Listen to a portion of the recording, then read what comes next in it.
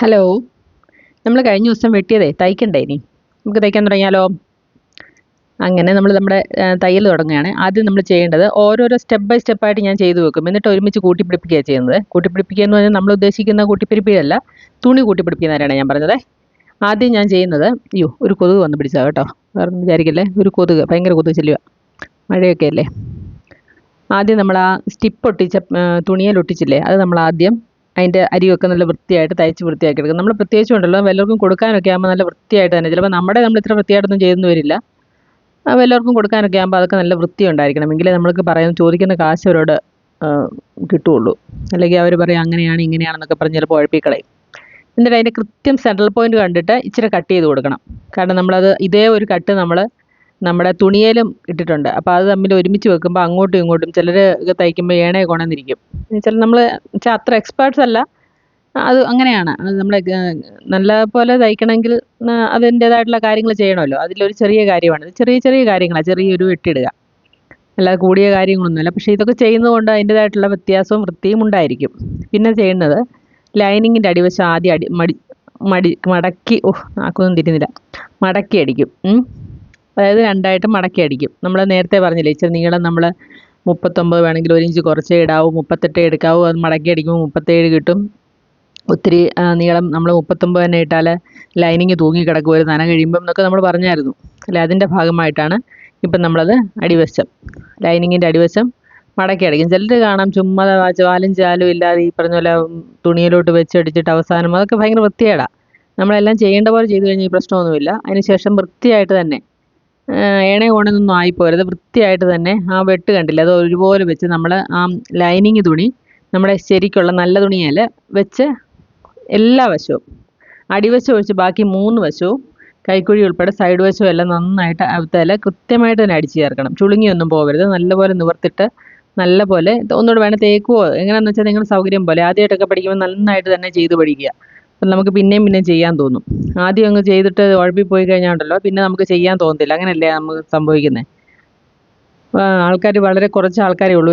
ഒരു തവണ പോയാൽ പറ്റത്തില്ല, ഞാൻ അടുത്ത പ്രാവശ്യം ശരിയാക്കുമെന്ന് ചെയ്യുന്നു. ചിലരുടെയൊക്കെ സ്വഭാവം എന്ന് വെച്ചാൽ ഒന്നും പറ്റിയില്ലെങ്കിൽ പിന്നെ എന്നെക്കൊണ്ട് ഇത് പറ്റത്തില്ലെന്നൊരു തോന്നില്ല. അങ്ങനെ തോന്നലൊന്നും വേണ്ട. ആർക്ക് സ്വന്തം തുണിയെങ്കിലും തയ്ക്കാൻ പറ്റാത്തവരായിട്ട് ഈ ലോകത്ത് ആരുമില്ല. ഇതൊന്നും പറ്റിയില്ല, നിങ്ങളുടെ ഒരു പഴയ നിങ്ങൾക്ക് പാകമായ ഒരു ടോപ്പ് അഴിക്കുക. സൈഡിലത്തെ ഇതുപോലത്തെ സ്റ്റിച്ചെല്ലാം അഴിച്ചിട്ട് കൈയും അഴിച്ചെടുത്തിട്ട് അത് വെച്ച് വെട്ടുക, എന്നിട്ട് തയ്ക്കുക. ഈ അളവ് മനസ്സിലായില്ലെങ്കിൽ, ഈ അളവ് ആർക്കും മനസ്സിലാവാതിരിക്കത്തില്ല. അത്ര സിമ്പിളായിട്ടല്ലേ ഞാൻ തന്നിരുന്നത്. നന്നായിട്ട് നോക്കി, ഒരു വ്യത്യാസമില്ല, നല്ലപോലെ സൈഡ് അടിച്ചെടുക്കുന്നു. ഞാൻ കൃത്യമായിട്ട് വെട്ടിയെടുത്തുകൊണ്ടാണ്, കൃത്യമായിട്ട് രണ്ടും ഒരുപോലെ ആണെങ്കിൽ പിന്നെ നമുക്കത് തയ്ക്കുന്നതുകൊണ്ട് കുഴപ്പമില്ല. കണ്ടോ, ആ കട്ടിട്ട ആ നോച്ചും ആ തുണിയിലിട്ടതും നമ്മൾ കൃത്യമായിട്ട് എടുത്ത് വെക്കുന്നു. കൃത്യമായിട്ട് തന്നെ, അങ്ങോട്ടും ഇങ്ങോട്ടും പോകാതെ. അപ്പം അങ്ങോട്ടും ഇങ്ങോട്ടും മാറത്തൊന്നുമില്ല, കഴുത്തൊക്കെ കറക്റ്റായിട്ടിരിക്കും, ഷോൾഡർ. ബുദ്ധിമുട്ടുള്ള തുടക്കക്കാർ കൃത്യമായിട്ട് നിങ്ങളുടെ ഈ പിന്നുണ്ടെങ്കിൽ അത് വെച്ച് കുത്തി, അല്ലെങ്കിൽ സെറ്റീപ്പനോ അല്ലെങ്കിൽ മുട്ടുസൂചി എന്താ നിങ്ങളുടെ ഉണ്ടെന്ന് വെച്ചാൽ അത് വെച്ച് കൃത്യമായിട്ട് സ്റ്റിച്ച് ചെയ്തല്ല, പിൻ ചെയ്ത് പിടിപ്പിച്ചതിന് ശേഷം മാത്രം കഴുത്ത് വെക്കാൻ നോക്കുക. കാരണം അല്ലെങ്കിൽ നമ്മൾ ഒരു വശം തയ്ക്കാൻ നോക്കുമ്പോൾ ചിലപ്പോൾ അങ്ങോട്ടോ ഇങ്ങോട്ടോ നീങ്ങി പോയി. ചില തുണിയൊന്നും ഉണ്ടല്ലോ, നമ്മൾ പിടിച്ചാൽ നമ്മൾ ഉദ്ദേശിക്കുന്നിടത്ത് നീക്കത്തില്ല, നമുക്ക് ദേഷ്യം വരും. ഇത് പക്ഷേ നല്ല കോട്ടൺ തുണിയായിട്ട് തയ്ക്കാൻ നല്ല സുഖമാണ്, അതുകൊണ്ട് കുഴപ്പമില്ല. പക്ഷേ അല്ലെങ്കിൽ പിന്നെ ഞാനീ കാണിക്കുന്ന മണ്ടത്തരമാണ് കേട്ടോ, നിങ്ങളത് കാണിക്കരുത്. എനിക്കിപ്പോൾ എന്തോ ഇതാ സൗകര്യം, എൻ്റെ കൈക്ക് സൗകര്യമായിട്ട് തോന്നി, ഇതുകൊണ്ടാണ്. ഇപ്പുറത്തെ സൈഡിൽ വേണം തയ്ച്ചു തുടങ്ങാൻ. കാരണം ഒരു കാരണവശാലും ഈ തയ്യലിൻ്റെ മെഷീൻ അകത്തോട്ട് തുണി കയറി പോകരുതെന്ന് നമ്മളെയൊക്കെ പഠിപ്പിച്ചിരിക്കുന്നത്. നിങ്ങളിങ്ങനെ കാണിക്കല്ലേ.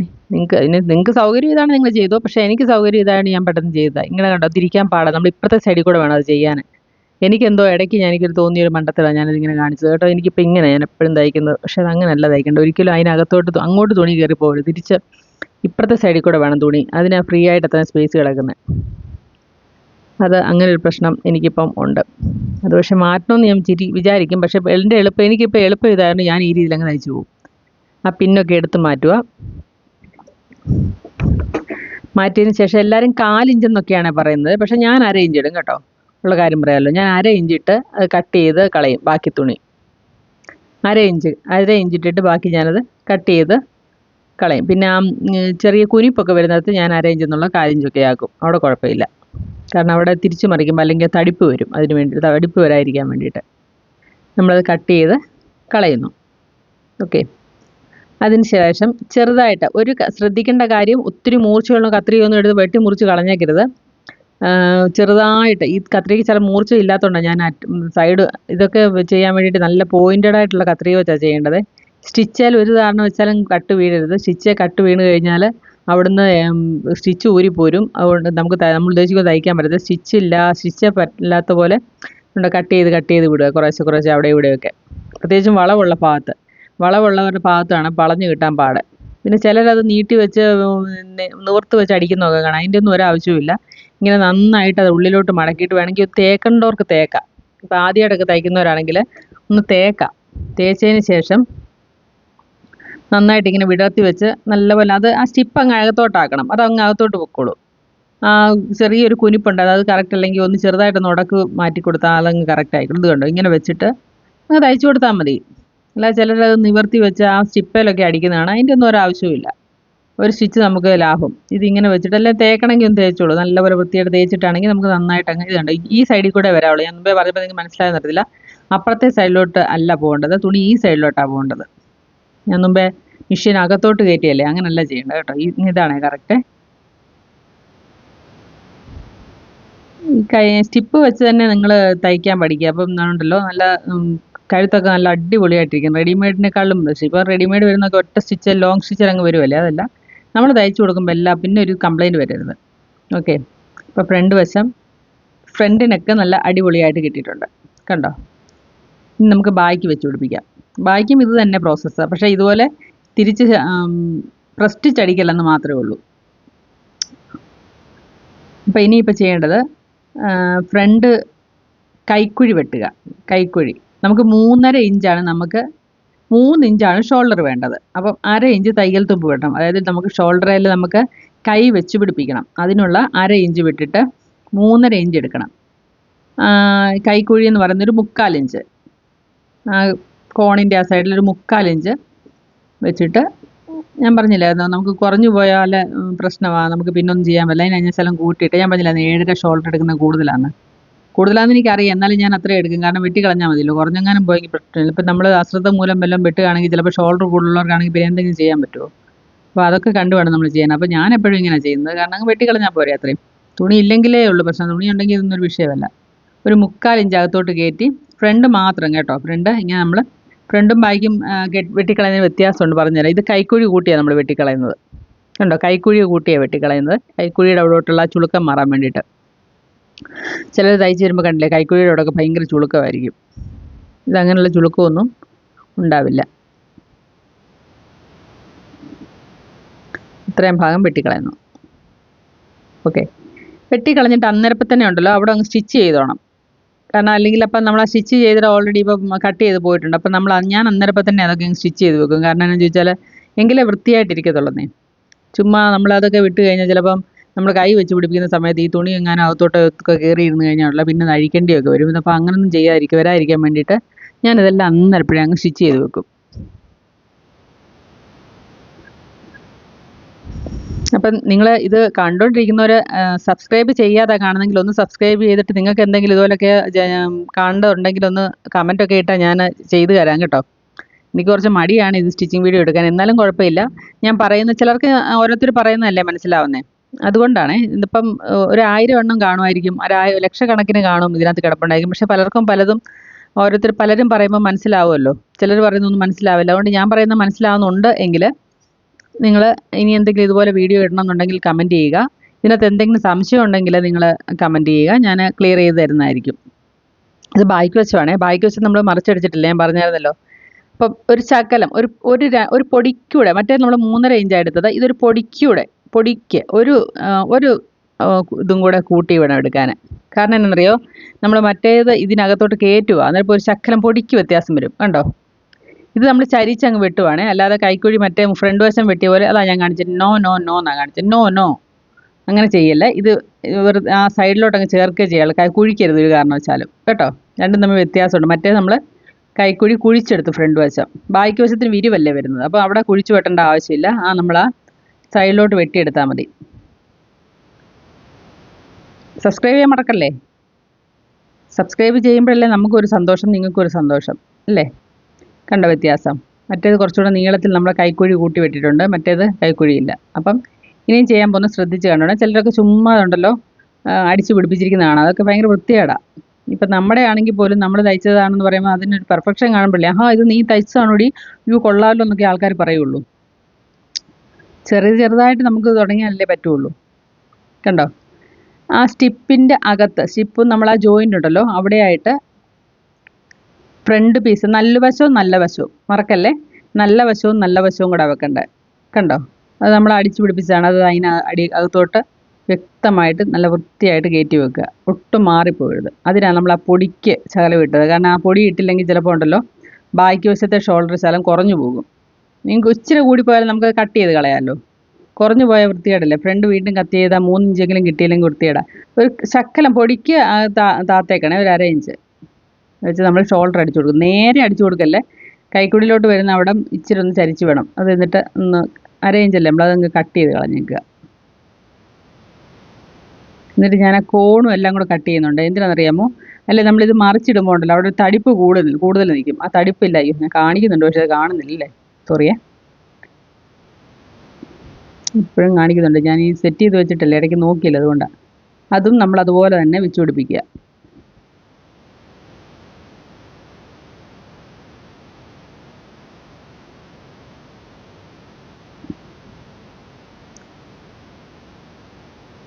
രണ്ട് സ്റ്റിച്ച് എല്ലാവരും കൊടുക്കണം കേട്ടോ. കാരണം ഷോൾഡറൊക്കെ അഴിഞ്ഞു പോയി കഴിഞ്ഞാൽ പിന്നെ നമുക്ക് സ്റ്റിച്ച് ചെയ്യാനൊന്നും പറ്റുന്ന കാര്യമില്ല. അവിടെ നമ്മൾ ആ കോണ് വെട്ടിക്കളഞ്ഞു.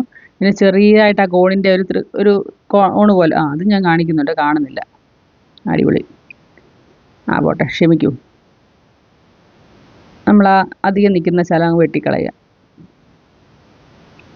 ഇനി നമുക്ക് തിരിച്ചിട്ടിട്ട് ബാക്കി വശം കൂടെ പ്രസ് അടിച്ച് കൊടുക്കണം. ഇനിയൊന്നുമില്ല, കൈ പിടിപ്പിക്കുക, ഷേപ്പ് ചെയ്യുക, അത്രേ ഉള്ളൂ.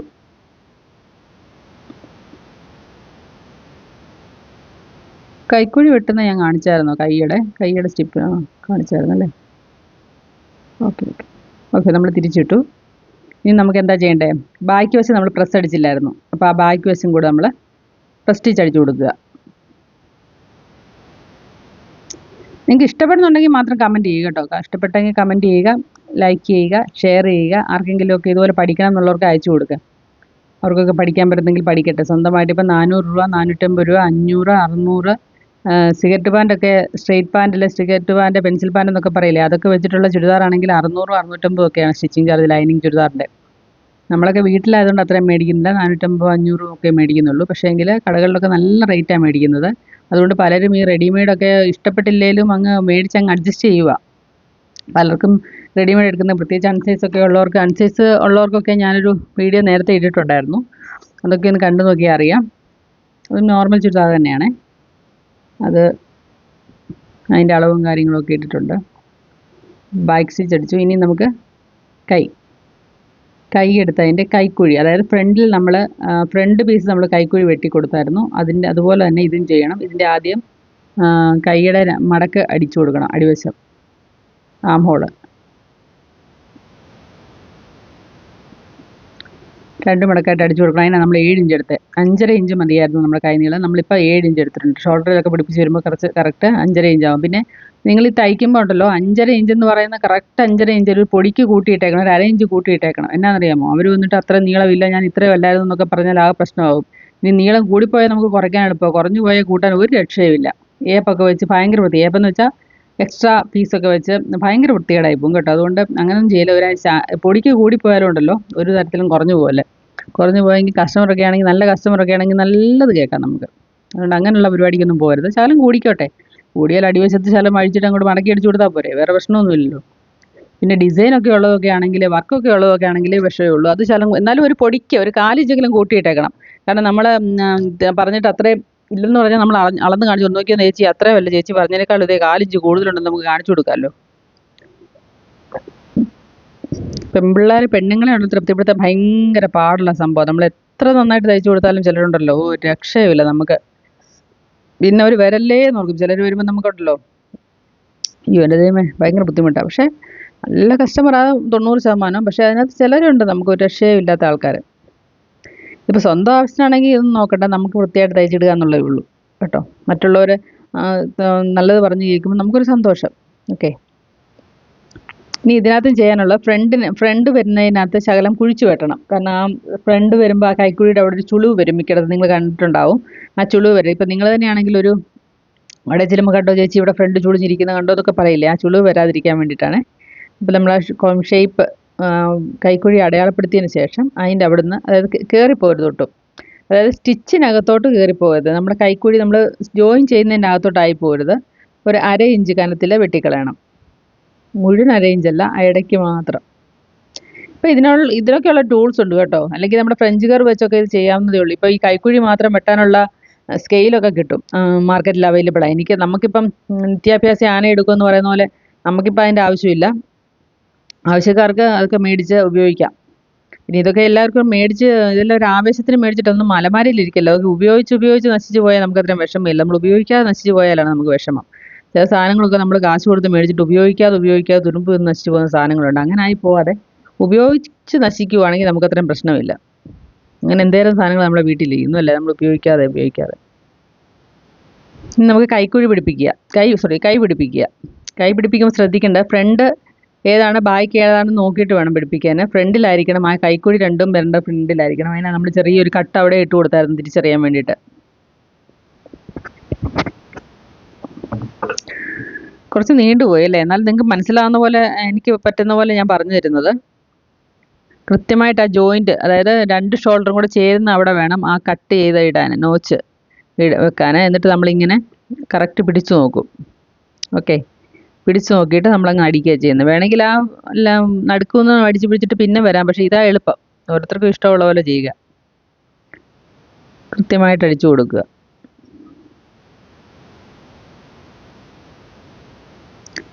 അത്യാവശ്യം നമ്മുടെ ചുരിദാറെങ്കിലും തയ്ച്ചു തന്നാൽ നമ്മൾ തയ്യക്കാർ ഒരിക്കലും അങ്ങനെ പറയത്തില്ല. എന്നാലും പറയുകയാണ്, ഇപ്പം നമുക്കൊരു നല്ല തയ്യക്കാരൊക്കെ ഇല്ലാത്ത സ്ഥലത്തൊക്കെ ആണെങ്കിൽ, നല്ല തയ്യക്കാരുണ്ടെങ്കിൽ അവരെ കൊണ്ട് തന്നെ തയ്പ്പിക്കുന്നത്, നമുക്ക് ടെൻഷൻ ഇല്ലല്ലോ. നല്ല തയ്യക്കാരൊന്നും ഇല്ലാത്ത സ്ഥലങ്ങളാണെങ്കിൽ ഓരോരുത്തർക്ക് ഇങ്ങനെ പറഞ്ഞിരിക്കുന്നതാണ്, ഞാൻ ബുദ്ധിമുട്ടിപ്പോയി, എനിക്ക് തയ്ക്കാൻ പറ്റിയില്ല. ഈയിടെ ഒരു യൂട്യൂബിനകത്ത് ഞാൻ കണ്ടു, ഞാൻ മടുത്തു പോയി, അവരങ്ങനെ പറഞ്ഞു ഇങ്ങനെ പറഞ്ഞു മറ്റേ പറഞ്ഞു. അപ്പം നമ്മൾ സ്വന്തമായിട്ടാകുമ്പം ഒന്ന് തയ്ച്ചു നോക്കുന്നത് നന്നായിരിക്കും.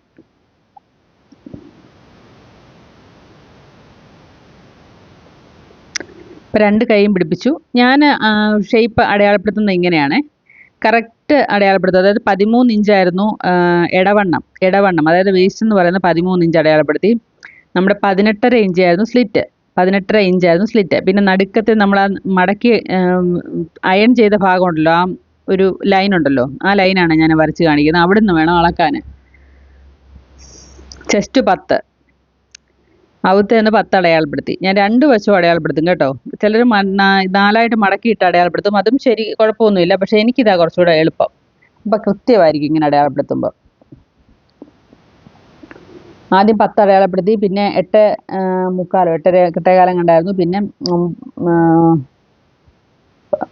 10 11 10:30 അല്ലേ, 10:30. സ്ലിറ്റിൻ്റെ ഇവിടം 10:30. നിങ്ങൾ ഓർക്കുന്നുണ്ടല്ലോ അല്ലേ? ഞാനങ്ങ് മറന്നുപോയി. തയ്ച്ചുകൊണ്ടിരിക്കുമ്പോഴല്ലല്ലോ നമ്മൾ വോയിസ് കൊടുക്കുന്നത്, അതുകൊണ്ടാണ്. ഓക്കെ. അത് നമ്മുടെ അളവ്, ആദ്യം കാണിച്ച അളവ് അനുസരിച്ച് തന്നെ നമ്മളത് അടയാളപ്പെടുത്തി. വേണമെങ്കിൽ ഞാൻ ഇടയ്ക്ക് അതൊന്ന് അളവ് നിങ്ങളല്ലെങ്കിൽ നോക്കിയാലും മതി. അളവൊന്ന് എഴുതി വെച്ചിട്ടാണെങ്കിൽ എളുപ്പം. നിങ്ങളുടെ അളവ് അനുസരിച്ച് അത് കണ്ടുപിടിച്ചാൽ മതി. ഓക്കെ. ഇത് ബാക്ക് വെച്ച്, അതുകൊണ്ട് ഞാൻ ടക്ക് കൂടെ അടയാളപ്പെടുത്തുക. നമ്മളൊരു ബാക്കിലൊരു ടക്ക് ഇടുമല്ലോ, ആ ടക്ക് അടയാളപ്പെടുത്തേണ്ടത് ഷോൾഡറിൽ നിന്ന് ഒരു 8 ഇഞ്ച് താഴ്ച, പിന്നെ ആ വരയുടെ അപ്പുറത്തും ഇപ്പുറത്തും 4 ഇഞ്ച് വെച്ച്. അപ്പോൾ അതും ടോട്ടൽ 8. താഴോട്ടും 8 ഇഞ്ച്. നിങ്ങൾ അത്രയും ഓർത്തും 8 എന്ന് ഓർത്തിരുന്നാൽ മതി. ഓക്കെ. 8 തയ്ക്കുമ്പോൾ 8 എന്ന് ഓർത്തിരിക്കുക. ഷോൾഡറിൽ നിന്ന് 8, നടുക്കുന്ന് അങ്ങോട്ടും ഇങ്ങോട്ടും 8, രണ്ടും കൂടെ 4 8, പിന്നെ അതിൻ്റെ നീളവും 8. പിന്നെ ഓർത്തിരിക്കേണ്ട ഇത്രയേ ഉള്ളൂ. 8 പറഞ്ഞാലും സ്ലിറ്റിന് 1 ഇഞ്ച് മുകളിൽ നിൽക്കണം. ആ ടക്ക് വന്ന് നിൽക്കാവുള്ളൂ. സ്ലിറ്റിന് താഴോട്ട് പോകരുത്. സ്ലിറ്റ് എവിടെയാണോ വരുന്നത് അതിൻ്റെ 1 ഇഞ്ചെങ്കിലും മിനിമം മുകളിൽ നിൽക്കണം ടക്ക്. അതാണ് നമ്മുടെ അളവ്. ചിലർക്ക് ബോഡി കൂടുതൽ ഉടൽ നീളമുള്ളവർക്ക് ചിലപ്പോൾ 8 ആയിരിക്കുകയില്ല, 9, 9, 10 വരും. അപ്പം സ്ലിറ്റ് എവിടെയാണോ അതിൻ്റെ മുകളിൽ നിൽക്കണം എന്ന് മാത്രം ഓർക്കുക. തിരിച്ചിട്ട് അപ്പുറത്തെ സൈഡും അതുപോലെ തന്നെ.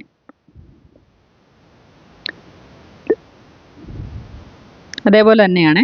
ആദ്യം 13 ചെസ്റ്റിൻ്റെ അവിടം 10 അത് അടയാളപ്പെടുത്തുന്നു.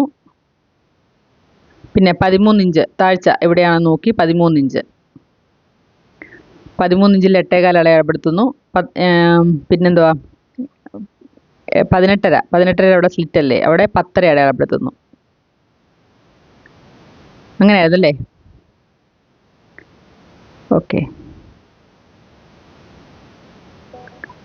8:30 9:15 9:15 33 9:15 തെറ്റിപ്പോയതാണ്. 9:15. അപ്പം നിങ്ങളുടെ അടവിൽ നിങ്ങൾ നോക്കിക്കോ കേട്ടോ. 9:15 10 9:15 10:30. ഞാൻ കൈ കൊണ്ട് അടയാളപ്പെടുത്തുന്നു. കൈ 11:30 ആയിരുന്നു കൈവണ്ണം. 11:30 കറക്റ്റ് 11:30. ഒരു പൊടിയും കൂടി ഇട്ടോണം. 11:30 എന്ന് പറയുമ്പോൾ ചിലപ്പോൾ ഇനി ഇറുകിപ്പോയാലോ, ഒരു പൊടിക്കൂടി ഇട്ടേക്കണം. ഇനിയും കൂടിപ്പോയെന്ന് പറഞ്ഞാൽ നമ്മൾ അടിച്ചു കൊടുത്താൽ പോരെ. ഈ അടിച്ചു കൊടുക്കുന്നതിനേക്കാളും പാടാണ് അഴിച്ചു പണിയുക എന്ന് പറയുന്നത്. ഒരടി അടിക്കാൻ വലിയ പാടുമില്ല, അത് അഴിച്ചിട്ട് വീണ്ടും തയ്ക്കണമെങ്കിൽ വലിയ പാടാണ്. അതുകൊണ്ട് ഇച്ചിരി കൂട്ടിയിട്ടാലും നമുക്ക് അടിച്ചു കൊടുത്താൽ മതി. ഞാനങ്ങനെയാണ് ചെയ്യുന്നത്. ഇച്ചിരി കൂടുതലാണെങ്കിലും കുഴപ്പമില്ല, അടിച്ചു കൊടുക്കാമല്ലോ. ഈ അഴിക്കുക എന്ന് പറയുന്നത് മഹാ മെനക്കെട്ട പരിപാടിയാണ്, വലിയ പാടാണ്. നമുക്ക് അതിനുള്ള ടൂൾസൊക്കെ ഉണ്ടെന്ന് പറഞ്ഞാലും അത് കുറച്ച് കുത്തിയിരുന്ന് അഴിക്കുക എന്ന് പറഞ്ഞാൽ കുറച്ച് ബുദ്ധിമുട്ടാണ്. ചിലപ്പോൾ സ്റ്റിച്ചൊക്കെ ചെറിയ സ്റ്റിച്ചൊക്കെ ആണെങ്കിൽ വലിയ പാടാണ്. നമ്മൾ ലോങ് സ്റ്റിച്ചൊന്നും ഇട്ടല്ലല്ലോ നമ്മുടെ വീട്ടിൽ തയ്ക്കുന്നത്. പിന്നെ സബ്സ്ക്രൈബ് ചെയ്യാനും ഷെയർ ചെയ്യാനൊന്നും മടക്കരുത് കേട്ടോ. അതൊക്കെ ഇടയ്ക്കിടയ്ക്ക് ഞാൻ ഓർമ്മിപ്പിക്കുന്നുണ്ട്. നിങ്ങൾ കൃത്യമായിട്ട് ചെയ്താൽ. പിന്നെ നിങ്ങൾക്ക് വേണ്ട കുറേ വീഡിയോസൊക്കെ ഞാൻ നേരത്തെ ഇട്ടിട്ടോ, നിങ്ങൾക്കൊക്കെ വേണമെങ്കിൽ കാണാം. നമ്മൾക്ക് വീട്ടിൽ വരുന്ന ഈ ഗോതമ്പ് പൊടിയുടെ പ്ലാസ്റ്റിക് കൊണ്ടൊക്കെ നമുക്ക് ടേബിൾ മാറ്റുമൊക്കെ ഉണ്ടാക്കുന്ന വീഡിയോ ഒക്കെ കൊറോണ കാലത്ത് ഞാൻ ഇൻവെൻറ്റ് ചെയ്ത് കണ്ടുപിടിച്ച കാര്യങ്ങളാണ്. അത് മാതൃഭൂമി ന്യൂസിലും ഒക്കെ വന്നിട്ടുണ്ടായിരുന്നു.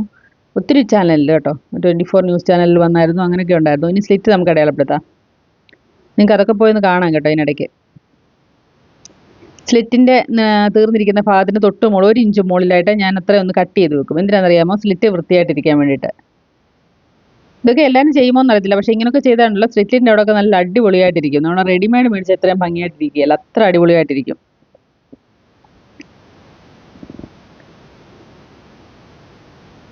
ഞാൻ ചെയ്യുന്ന രീതിയാണ്. എല്ലാവരും ഇങ്ങനെയാണോ ചെയ്യുന്നതെന്ന് എനിക്കറിയില്ല, പക്ഷെ ഞാൻ ഇങ്ങനെയാണ് ചെയ്യുന്നത്. ഞാൻ ഇതുപോലെ സ്ലിറ്റിൻ്റെ അവിടെ നന്നായിട്ട് വലിച്ചിട്ട് ഒരേ വലിപ്പത്തിൽ മടക്കി വെക്കും. എന്നിട്ട് നഖം കൊണ്ട് നന്നായിട്ടത് വെക്കും. നന്നായിട്ടത് പ്രസ് ചെയ്ത് വെക്കും നഖം കൊണ്ട്.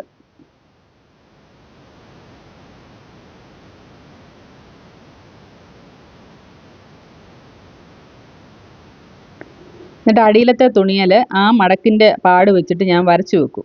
എന്നിട്ട് വേണം അവിടവും കൂടെ. ഇതൊക്കെ പെർഫെക്ഷന് വേണ്ടിയിട്ട് ചെയ്യുന്ന പരിപാടികളാണ് കേട്ടോ. എത്ര തിരക്കാണെങ്കിലും ഞാൻ ഇങ്ങനെയൊക്കെ തന്നെ ചെയ്യുന്നത്. കാരണം ആരും ഒരു കംപ്ലയിൻറ്റ് പറയില്ല, ഇത് കണ്ടോ ഇതെന്നാ ഇങ്ങനെ ഇരിക്കുന്നത്, അതെന്നാ ഇങ്ങനെ. ബുക്കൊക്കെ എടുത്ത് എഴുതി വെക്കുന്ന ആരാണെന്നായിരിക്കും നിങ്ങൾ ചിന്തിക്കുന്നില്ല. എൻ്റെ ഒരു സ്റ്റുഡൻ്റ് അവിടെ ഇരിപ്പുണ്ട്, തയ്യൽ പഠിക്കാൻ വരുന്നല്ല, സ്പോക്കൺ ഇംഗ്ലീഷ് പഠിക്കാൻ വരുന്നത്. ഞാനത് അവിടെ വന്നിട്ട് ശ്രദ്ധിക്കാതെ പിന്നെ ഞാൻ ഇത് മാറ്റി വെക്കാൻ പറ്റിയില്ല. അതുകൊണ്ടാണ്. നിങ്ങളതൊന്നും കണ്ടില്ലല്ലോ അല്ലേ? ഓക്കെ. അപ്പോൾ ആ മടക്കി വെച്ച് ആ ലൈൻ നമ്മൾ ആ ചോക്ക് കൊണ്ട് വരച്ചതും കൂടെ കൂട്ടി നമ്മൾ നന്നായിട്ട് നഖം കൊണ്ട് പ്രസ് ചെയ്ത് വെക്കുവേ. ഓക്കെ. ഇനി ആ മടക്കിയത് വേണമെങ്കിൽ പിൻ ചെയ്ത് വെക്കാം. അത് കേട്ടോ, പിൻ ചെയ്ത് വെച്ചിട്ട് വേണം നിങ്ങൾക്ക് തയ്ക്കാം. ഇനി ആ സൈഡിലത്തെ ആ മടക്കിൻ്റെ അവിടെയാണ് ഞാൻ ആദ്യം തയ്ക്കുന്നത്. ബാക്കി തുണി ഞാൻ അകത്തോട്ട് കയറ്റി വെച്ചിട്ടാണ് ഞാൻ ആ സ്ലിറ്റ് തയ്ക്കുന്നത്. തീർന്നു. ഇനിയിപ്പോൾ സ്ലിറ്റ് തയ്ക്കാനൊക്കെ നിങ്ങൾക്ക് അറിയാമായിരിക്കുമല്ലോ.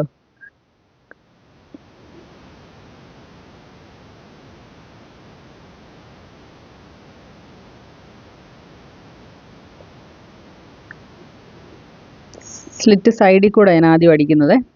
ഒന്ന് ശ്രദ്ധിച്ചോണം, ഇങ്ങനെ അയച്ചാൽ നല്ല. പിന്നെ അതുപോലെ സ്ലിറ്റിൻ്റെ അവിടെ ചിലർ ഇങ്ങനെ വര പോലെ ആണ്. എനിക്ക് അവിടെ ഒരു ത്രികോണം പോലെ കിട്ടുന്നതാണ് ഇഷ്ടം. സ്ലിറ്റിൻ്റെ അവിടെ ഒരു സ്റ്റിച്ചില്ലേ,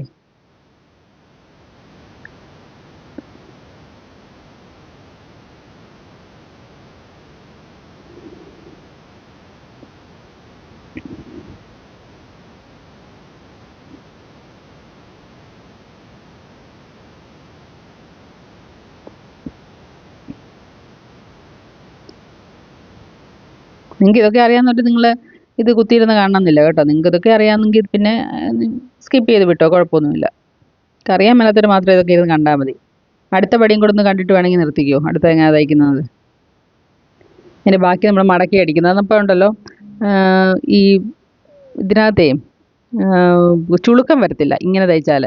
ഇപ്പം ചുളുക്കം വരുന്ന ചിലപ്പം ചില തുണികളില്ലേ, ഭയങ്കരമായിട്ട് തളുതെളുപ്പം തുണികളില്ലേ, ഓർഗൻസ പോലെയോ അല്ലെങ്കിൽ ഈ ചില തുണികളില്ലേ ഭയങ്കര തിളക്കമുള്ളത്, പേരൊക്കെ മറന്നു പോകുന്നു. അങ്ങനത്തെ തുണിയൊക്കെ ആണെങ്കിലുള്ള നമ്മൾ മടക്കി അങ്ങനെ അടിക്കുമ്പോൾ ചിലപ്പോൾ ഭയങ്കര ചുളുക്കം, ഇങ്ങനെ വന്നാൽ ചുളുക്കം വരത്തില്ല.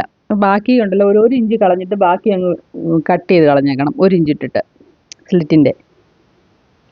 അല്ലെങ്കിൽ ഒത്തിരി നമുക്ക് തള്ളി നിൽക്കും. 1 ഇഞ്ച് ഒരു മടക്കിനുള്ള മതിയല്ലോ, 1/2 ഇഞ്ചിൻ്റെ മടക്ക് മതിയല്ലോ. അതല്ലേ നമ്മുടെ ഈ ലൈനിങ്ങിൻ്റെ സ്ലിറ്റിൻ്റെ വീതി എന്ന് പറയുന്നത്, 1/2 ഇഞ്ച്. 1/2 ഇഞ്ചിനുള്ളത് ഇട്ടിട്ട് 1 ഇഞ്ച്, അപ്പോൾ ഒന്ന് മടക്കുകയും കൂടെ വേണമല്ലോ, അപ്പോൾ 1 ഇഞ്ച് ഇട്ടാലല്ലേ 1/2 ഇഞ്ച് കിട്ടുകയുള്ളൂ. ഇതെല്ലാം മനസ്സിലാവുന്നുണ്ടോ ഇല്ലയോ? മനസ്സിലാവുന്നില്ലെങ്കിൽ പറയണേ, ഞാൻ ഒന്നുകൂടെ കാണിച്ചു തരാം, വ്യക്തമായിട്ട് ഇത് മാത്രം കാണിച്ചു തരാം. സ്ലിറ്റ് തയ്ക്കുന്നതൊക്കെയാണ് ഈ ആൾക്കാർ നമ്മുടെ ചുരിദാറിൻ്റെ പെർഫെക്ഷൻ നോക്കുന്നത്. അകത്തെ സ്റ്റിച്ചൊക്കെ പിന്നെയും നോക്കുകയുള്ളൂ. സ്റ്റിച്ചൊക്കെ അടിപൊളിയാണോ, കഴുത്തിൻ്റെ നെക്കൊക്കെ അടിപൊളി വേണം, കൈയൊക്കെ വൃത്തിയായിട്ടാണോ തയ്ച്ചേക്കുന്നത്, ചുളുക്കമുണ്ടോ അവിടെ ഇവിടെയും, അങ്ങനെയൊക്കെയാണ് ആൾക്കാർ നോക്കുന്നത്. അതൊക്കെ നല്ല വൃത്തിയായിട്ട് തന്നെ ഇരിക്കണം. അതൊക്കെ ആൾക്കാർ കാണുന്ന ഭാഗമല്ലേ, പൊതുജനം കാണുന്ന ഭാഗം അതൊക്കെ. അകത്തെ കാര്യങ്ങളൊന്നും കണ്ടില്ലെങ്കിലും ഇതൊക്കെ ആൾക്കാർ ശ്രദ്ധിക്കും. പിന്നടി ഏണേ കോണെന്നിരിക്കുന്നതൊക്കെ പ്രത്യേകം മടക്കി അടിക്കുക. ഇനിയിപ്പോൾ 1/2 ഇഞ്ച് വെച്ച് മടക്കി അടിക്കുക. 1/2 ഇഞ്ച് അകത്തോട്ട് കയറ്റുക, 1/2 ഇഞ്ച് കാണത്തൊക്കെ വേണം. നമ്മുടെ സ്റ്റിച്ചിങ് ഏകദേശം കഴിഞ്ഞു. അടിവശം ഇതുപോലെ തന്നെ മടക്കി അടിച്ചാൽ മതി. കണ്ടോ? ഇങ്ങനെ മടക്കിലോട്ട് അടിക്കുമ്പോൾ, അകത്തോട്ട് കയറ്റുമ്പോൾ ഉണ്ടല്ലോ, പുറത്ത് എന്തെങ്കിലും ഒരു ചുളുക്കമൊക്കെ ഉണ്ടെങ്കിലും അതങ്ങ് മാറിക്കോളും. നിങ്ങൾ എങ്ങനെയാണ് ചെയ്യുന്നതെന്നും എനിക്കറിയില്ല, പക്ഷേ ഇങ്ങനെ സ്ഥിരമായിട്ട് ചെയ്യുന്നവരാണെങ്കിൽ ഈ രീതിയിലൊന്ന് സ്ലിറ്റ് ചെയ്ത് നോക്കണേ, നല്ല ഭംഗിയാണ് കാണാൻ.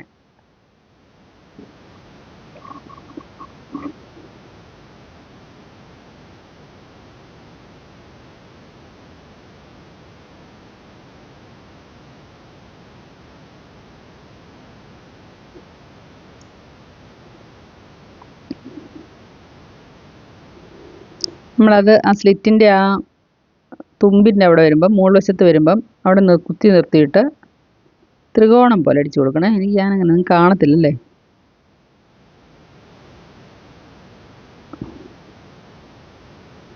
ഇല്ല, അതായിട്ട് ഞാൻ കാണിച്ചു തരാം.